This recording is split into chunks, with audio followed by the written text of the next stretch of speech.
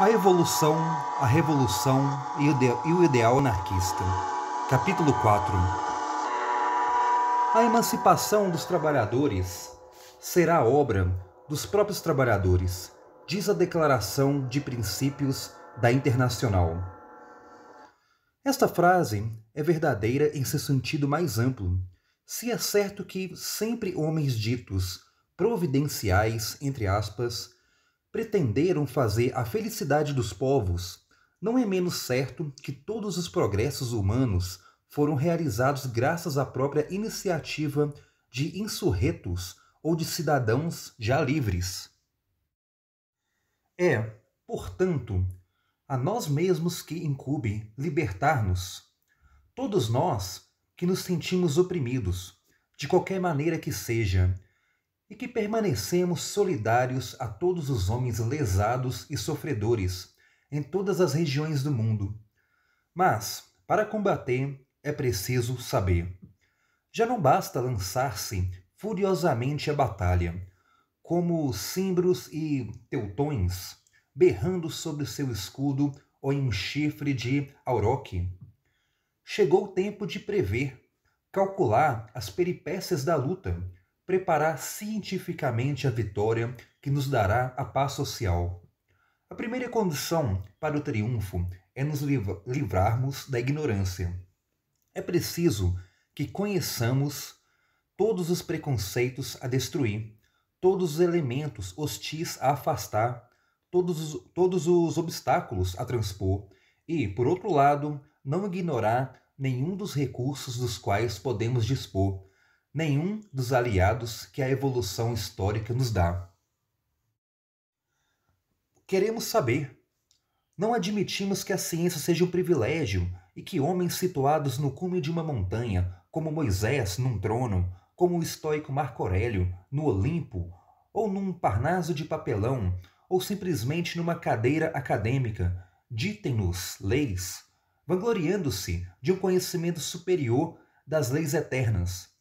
É certo que entre pessoas que pontificam nas alturas há aqueles que podem traduzir convenientemente o chinês, ler os cartulários dos tempos carolíngios ou dissecar o aparelho digestivo dos percevejos, mas temos amigos que sabem fazer outro tanto e não reivindicam, por isso, o direito de nos comandar. Por sinal, a admiração que sentimos por esses grandes homens não nos impede em absoluto de discutir, com toda a liberdade, as palavras que eles consentem em nos dirigir de seu firmamento. Não aceitamos verdade promulgada. Fazemos nossa, antes de mais nada, pelo estudo e pela discussão, e aprendemos a rejeitar o erro, tivesse ele 1000 selos de garantia e certificados. Quantas vezes, com efeito, o povo ignorante teve de reconhecer que seus doutos educadores não tinham outra ciência a ensinar-lhe além da de marchar pacífica e alegremente para o abatedouro, como esse boi das festas, coroado de guirlandas de papel dourado. Professores ricos de diplomas fizeram-nos amavelmente avaliar as vantagens que apresentaria um governo composto de altas personagens, como eles próprios o são. Os filósofos Platão, Hegel, Auguste Comte reivindicaram orgulhosamente a direção do mundo. Homens letrados, escritores tais como Honoré de Balzac e Gustave Flaubert, para citar apenas os mortos, reivindicaram igualmente o proveito dos homens de gênio, isto é, em seu proveito pessoal, a direção política da sociedade. A expressão, abre aspas, governo de mandarins, fecha aspas, foi secamente pronunciada. Que o destino nos proteja de semelhantes senhores, amorosos de suas pessoas e cheios de desprezo por todas as outras pessoas da, entre aspas, vil multidão, ou da, entre aspas, imunda burguesia. Fora de sua glória, nada mais tinha sentido, exceto sua camarilha. Só existiriam aparências, sombras fugidias. No entanto, seus livros, por mais cheios de sabor que sejam, mostram-nos nesses gênios péssimos profetas. Nenhum deles teve mais vasta compreensão do futuro do que o mais simples proletário. E não é em sua escola que podemos aprender o bom combate. Em relação a isso, o mais obscuro daqueles que lutam e sofrem pela justiça ensina-nos mais em relação a isso. Nosso começo de saber, nossos pequenos rudimentos de conhecimentos históricos dizem-nos que a situação atual comporta males sem fim que seria possível evitar.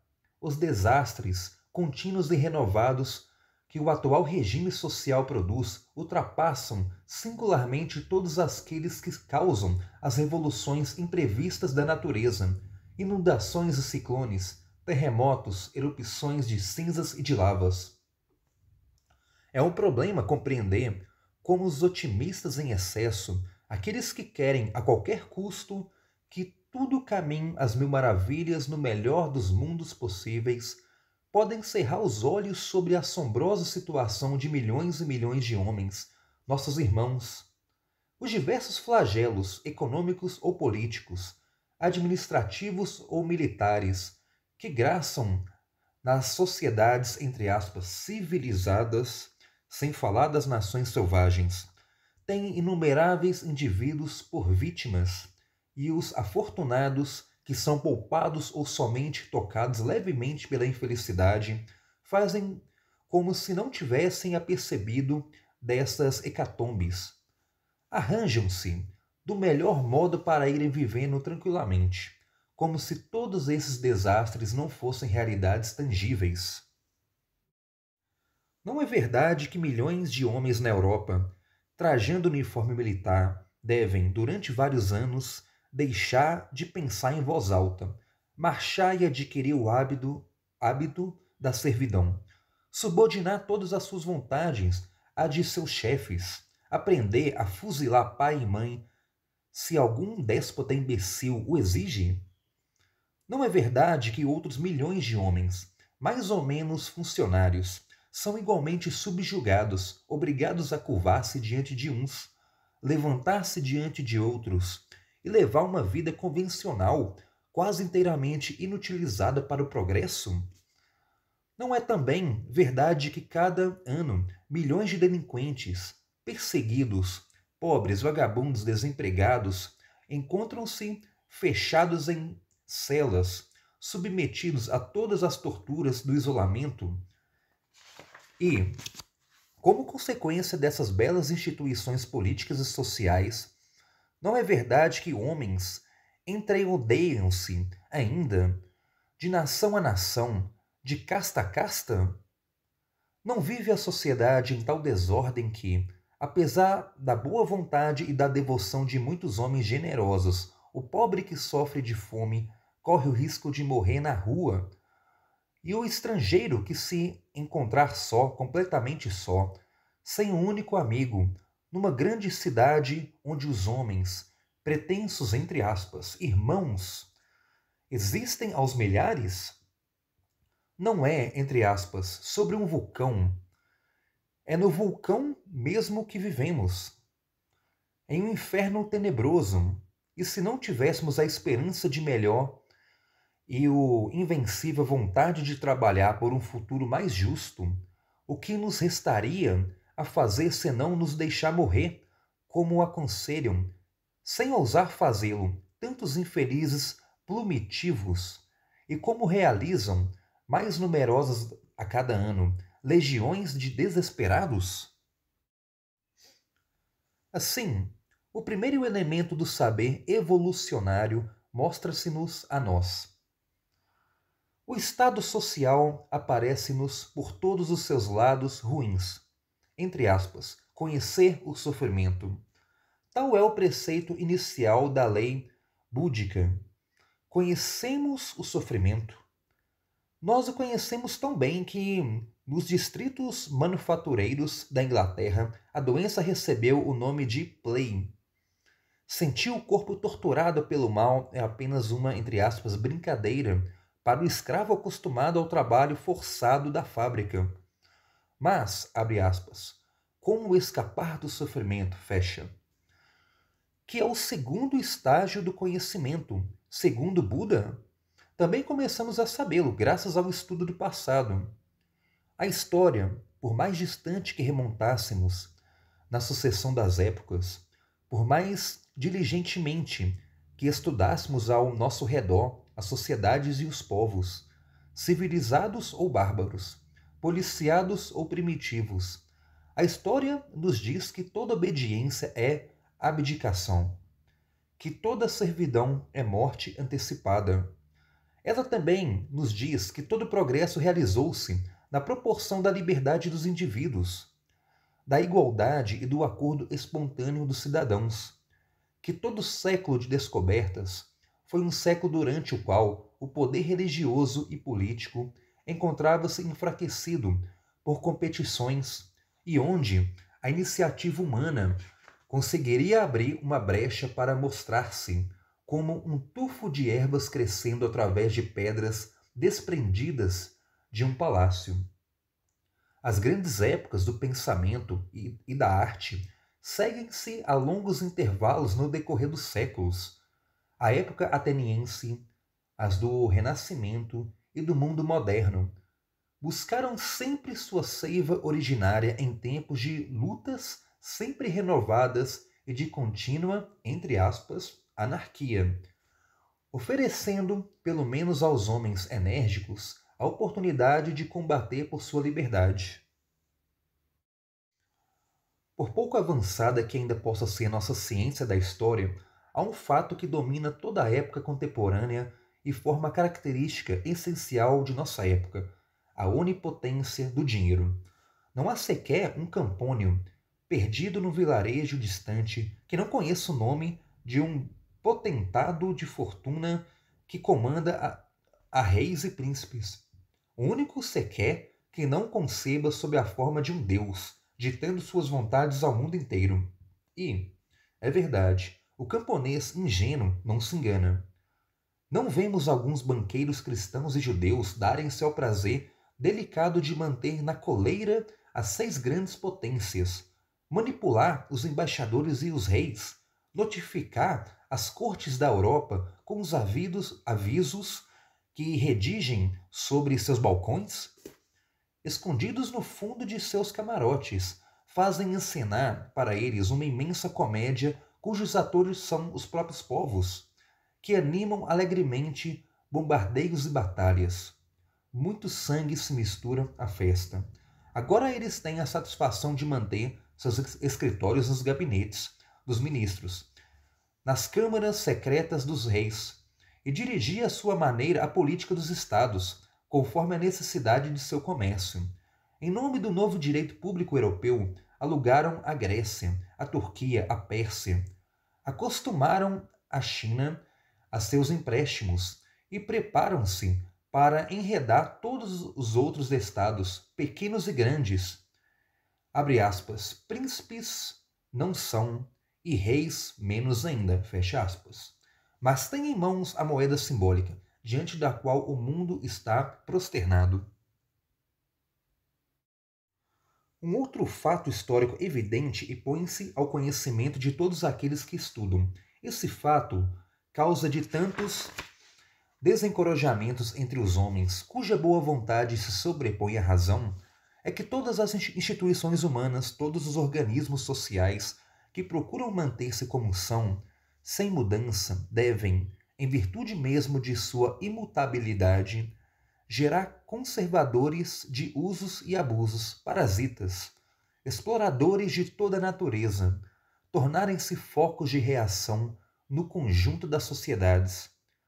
Que as instituições sejam muito antigas e que, para conhecer suas origens, seja preciso remontar aos tempos mais remotos, ou mesmo à época das lendas e dos mitos, ou ainda se declarem originárias de uma revolução popular, nem por isso são menos destinadas, em razão da rigidez de seus estatutos, a mumificar as ideias, suprimir as liberdades e as iniciativas.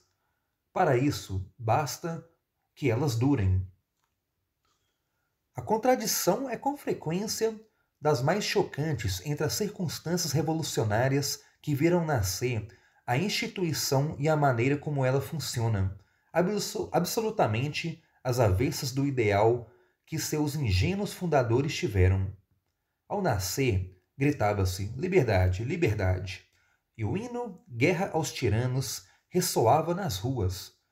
Mas os, entre aspas, tiranos entraram na praça e isso pelo próprio fato da rotina, da hierarquia e do espírito de retrocesso que invadem gradualmente toda instituição. Quanto mais tempo ela se mantém, mais se torna temível, pois acaba por apodrecer o solo sobre o qual repousa, por empestear a atmosfera em torno dela. Os erros que ela consagra, as perversões de ideias e de sentimentos que justifica e recomenda assumem tal caráter de antiguidade, até mesmo de santidade, que raros são os audaciosos que ousam combatê-la. A cada século de duração aumenta sua autoridade, e se, no entanto, ela acaba de sucumbir, como todas as coisas, é que se encontrou um desacordo crescente com o conjunto de novos fatos que surgem ao seu redor. Tomemos como exemplo a primeira de todas as instituições, a realeza, que precedeu até mesmo o culto religioso, pois já existia bem antes do homem em muitas tribos animais. Dessa forma, que meio de ação sobre os espíritos foi, desde sempre, essa ilusão da necessidade de um senhor? Quantos eram os indivíduos na França que acreditavam não terem sido criados para rastejar aos pés de um rei, na época em que La Boétie escrevia seu Contre un. Esta obra de mais clara lógica, aliada a tão honesta simplicidade, lembro-me ainda da estupefação produzida em 1848 pela proclamação da, entre aspas, República, entre os nossos camponeses. Todavia é preciso um senhor, entre aspas. Repetiam todos eles. Assim, arranjaram-se de um modo a se atribuírem. Em pouco tempo, esse senhor, sem o qual não concebiam sociedade possível. Evidentemente, seu mundo político devia ser feito à imagem de seu próprio mundo familiar, no qual reivindicavam a autoridade, a força e a violência. Tantos exemplos de realezas diversas apresentavam-se a seus olhos e, por outro lado, a hereditariedade da servidão elimina-se tão dificilmente do sangue, dos nervos, do cérebro que, apesar do fato ocorrido, não queriam admitir em absoluto essa revolução das cidades, que ainda não correspondia a uma evolução dos espíritos rústicos. Felizmente, os próprios reis encarregam-se de destruir sua antiga divindade. Eles não se movem mais no mundo desconhecido do vulgar, mas, descidos ao império, mostram-se, apesar deles mesmos, com seus defeitos, seus caprichos, suas pobrezas, seus ridículos. São estudados ao binóculo, ao monóculo, por todos os seus lados. São submetidos à fotografia, aos instantâneos, aos raios catódicos, para serem vistos até suas vísceras. Deixam de ser reis para se tornarem simples homens, entregues às bajulações vilmente interesseiras de uns, ao ódio, ao riso, ao desprezo dos outros. Assim, é preciso apressar-se em restaurar o, entre aspas, princípio monárquico, para tentar desenvolver-lhe a vida. Imaginam-se, portanto, soberanos responsáveis, reis cidadãos, personificando em sua majestade a, entre aspas, melhor das repúblicas. E ainda que esses infelizes arranjos sejam pobres invenções, nem por isso, em certas regiões, deixam de ter uma duração mais que secular, de forma que lenta evolução das ideias deve provocar revoluções parciais antes que a revolução completa, lógica, seja realizada. Sob suas 1000 transformações, o Estado, seja ele o mais popular, tem por primeiro princípio, por núcleo primitivo, a autoridade caprichosa de um senhor e, por consequência, a diminuição ou mesmo a perda total da iniciativa do súdito, pois são necessariamente homens que representam esse Estado. E esses homens, em virtude mesmo da posse do poder e pela própria definição da palavra, entre aspas, governo, sob a qual são contidos, têm menos contrapeso às suas paixões do que a multidão dos governados. Outras instituições, as do cultos religiosos, também assumiram sobre os espíritos uma tão poderosa influência que muitos historiadores livres de espírito puderam crer na absoluta impossibilidade dos homens para se libertarem delas. Com efeito, a imagem de Deus, que a imaginação popular vê sentado no trono, nas alturas celestiais, não é daquelas fáceis de serem derrubadas. Ainda que na ordem lógica do desenvolvimento humano, a organização religiosa tenha seguido o movimento político e os padres tenham vindo depois dos chefes, pois toda imagem supõe uma realidade primeira. Contudo, a altura suprema na qual se tinha situado essa ilusão, para dela fazer a razão inicial de todas as autoridades terrestres, dava-lhes um caráter augusto por excelência. Dirigia-se à potência soberana e misteriosa, ao Deus desconhecido, num estado de temor e tremor que suprimia todo pensamento, toda veleidade de crítica, de julgamento pessoal. A adoração, tal é o único sentimento que os padres permitiam a seus fiéis. E o que dizer da instituição da, entre aspas, justiça? Seus representantes, assim como os padres, gostam de se dizer infalíveis, e a opinião pública, mesmo unânime, não consegue arrancar deles a reabilitação de um inocente injustamente condenado. Os magistrados odeiam um homem que sai da prisão por atirar-lhes ao rosto, com justiça, seu infortúnio e a pesada carga de reprovação social com a qual o esmagaram monstruosamente. Sem dúvida, eles não pretendem ter o reflexo da divindade em seu rosto, mas a justiça, ainda que simples abstração, não é também tida como uma deusa, e sua estátua não se ergue nos palácios? Assim como o rei, outrora absoluto, o magistrado teve, portanto, que suportar alguns ataques à sua majestade primeira. Agora, é em nome do povo que ele assina mandados de prisão, mas sob o pretexto de defender a moral. Não deixa de estar investido do poder de ser, ele próprio, criminoso, de condenar o inocente à prisão e absolver o celerado poderoso. Ele dispõe da espada da lei, controla as chaves do calabouço, compraz-se em torturar material e moralmente os acusados pela incomunicabilidade, pela prisão preventiva, pelas ameaças e pelas promessas pérfidas do acusador, dito juiz de instrução, ergue as guilhotinas e aperta o parafuso do garrote. Encarrega-se da educação do policial, do delator, do agente de costumes.